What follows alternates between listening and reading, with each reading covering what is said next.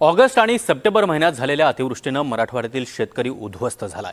हातचं पीक गेल्यानंतर शेतकऱ्यांना काहीसा आधार असतो तो पीक विम्याचा। मात्र या पीक विमा योजनेमध्ये मोठा झोल सुरू असल्याचं लातूरमध्ये पाहायला मिळतंय। कारण ज्याच्या नावावर एक पैसा पीक विमा आलाय तो शेतकरी 2022 मध्येच मयत झाला होता। तर जी गावं तालुक्यामध्ये अस्तित्वातच नाहीत, ज्या शेतकऱ्यांच्या नावे जमीनच नाही, त्यांच्या नावावर देखील पीक विमा आलाय। पीक विम्याच्या नावावर लातूरमध्ये नेमकं काय सुरू आहे जाणून घेण्यासाठी पाहूयात हा एक रिपोर्ट। पीक विम्यावरून शेतकऱ्यांची क्रूर थट्टा। लातूरच्या शेतकऱ्याला फक्त एक पैसा मंजूर। एक पैसा विमा मिळालेल्या शेतकऱ्याचा 2022लाच झाला होता मृत्यू। अतिवृष्टी आणि महापुरानं उद्ध्वस्त झालेल्या शेतकऱ्यांची आता विमा कंपन्यांनीही क्रूर थट्टा चालवली आहे।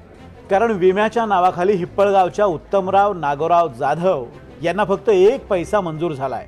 धक्कादायक बाब म्हणजे ज्या उत्तमराव जाधव यांना एक पैसा पीक विमा मंजूर झालाय त्यांचा 2022 मध्येच मृत्यू झाल्याची धक्कादायक बाबही समोर आली आहे। लातूरच्या अहमदपूर कृषी कार्यालयासमोर 2023 मधील पीक विमा मंजूर झालेल्या शेतकऱ्यांची यादी लावण्यात आली आहे। त्यात काही शेतकऱ्यांना 50 रुपये, काहींना 200 रुपये तर काहींना 500 रुपये विमा मंजूर झालाय। दरम्यान मृत शेतकऱ्याला पीक विमा मंजूर झाल्याच्या या प्रकारावर बोलण्यास कृषी अधिकाऱ्यांनी मात्र नकार दिलाय। तर पीक विम्याची यादी लावणारा कर्मचारी फोनही उचलत नाही आहे। त्यामुळे लातूर जिल्ह्यात पीक विम्यावरून काहीतरी गौड बंगाल सुरू असल्याचा आरोप इथले शेतकरी करतायत। उत्तमराव नागोराव जाधव यांचा 2022लाच मृत्यू झाला। त्यांना 4 मुली आहेत आणि त्या 4ही सासरी असतात। मग त्यांच्या नावावर पीक विमा अर्ज कुणी भरला असा प्रश्न उपस्थित होतोय। 2023चा पीक विमा मिळाला, काय प्रतिक्रिया? आत्ताच मला नुकतंच कळालं आहे की आमचे कैलासवासी उत्तमराव नागोराव जाधव हे काही वर्षापूर्वी त्यांचं निधन झालेलं होतं। त्यांच्या पश्चात आता त्यांच्या मुली वगैरे आहेत, त्याचे जावई आहेत। पण हा एक पैसा जो हा विमा येतोय हे खूपच म्हणजे आश्चर्याची गोष्ट आहे आणि शेतकऱ्यांना किंवा ह्या शेतकऱ्यांना लाजवण्यासारखी गोष्ट आहे। यादीतील दुसरा शेतकरी श्रीनाथ रावसाहेब मुंडे, ज्याला रुई तांड्यामधील शेतकरी दाखवत 98,280 रुपयांची क्लेम रक्कम दाखवण्यात आली आहे। मात्र त्याच नावावर गुडळेवाडी इथं 77,224 रुपयांची क्लेम रक्कम दाखवण्यात आली आहे।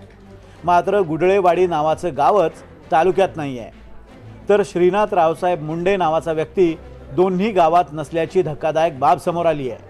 आमच्या गावामध्ये श्रीनिवास रावसाहेब मुंडे ह्या नावाचा व्यक्ती अजिबात आमच्या इथे नाही। मुंडे नाही, नागरगुजी नाही, कोणी या प्रकारचे अशा नावाची व्यक्ती आमच्या गावात नाहीत। रुई गावात मुंडे नावाच्या व्यक्तीच्या नावे कोणतीही शेतजमीन नसल्याचं पत्र रुईच्या तलाठ्यांनी दिलंय। कृषी सहाय्यक मंचक परतवाड यांनीही त्याची खात्री केली आहे। परतवाड मंचक पंढरी सहाय्यक कृषी अधिकारी रुई श्रीनाथ रावसाहेब मुंडे या नावाच्या या व्यक्तीच्या नावे मौजे रुई शेत शिवारामध्ये जमीन नाही। दरम्यान कृषी कार्यालयाबाहेर चिकटवलेली यादी बँक खातं प्रमाणित नसलेल्या शेतकऱ्यांची आहे।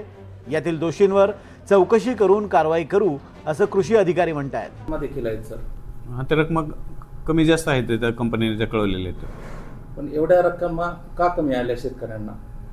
कंपनीला विचारावं लागलं। आम्ही कंपनीला पत्र लिहिले की त्यांनी तालुका कृषी अधिकाऱ्याला न सांगता परस्पर त्या याद्या दिलेल्या। ते जर तालुका कृषी अधिकाऱ्याला कळवलं असतं तर त्यांनी त्या शेतकऱ्यांशी संपर्क साधून तात्काळ अकाउंटबद्दल माहिती द्यायचं सुद्धा काम झालं असतं। त्यामुळे दुसरीकडे 2023ला शेतकऱ्यांनी मोठ्या प्रमाणात पीक विमा भरला होता।